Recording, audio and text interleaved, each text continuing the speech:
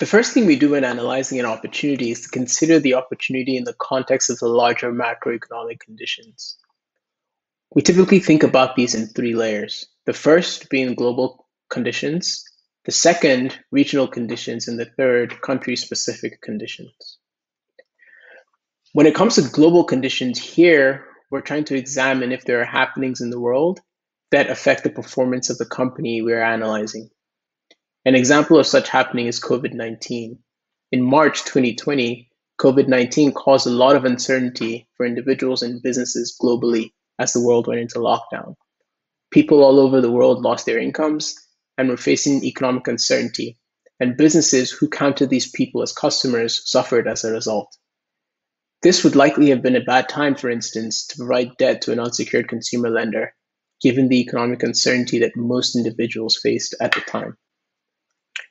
Similarly, we explore if there are any happenings in specific regions in the world that are pertinent to the opportunity we are considering.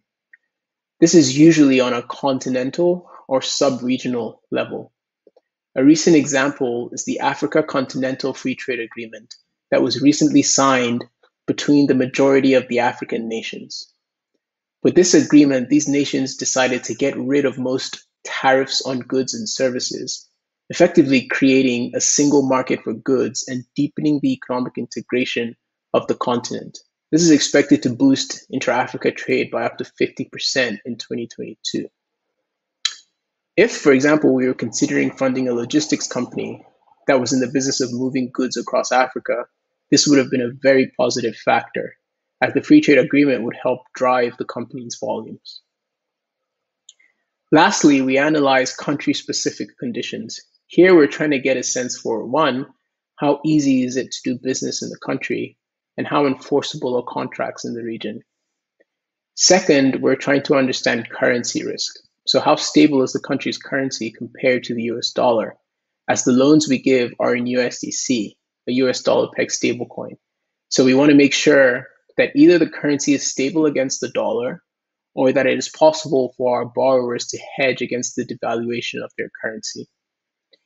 And lastly, we're thinking about how crypto-friendly the country is. So we're looking through headlines and speaking to people in market to get a sense for the government's disposition towards crypto, as we want to understand the likelihood of the government taking steps that make it difficult for our borrowers to interact with the protocol.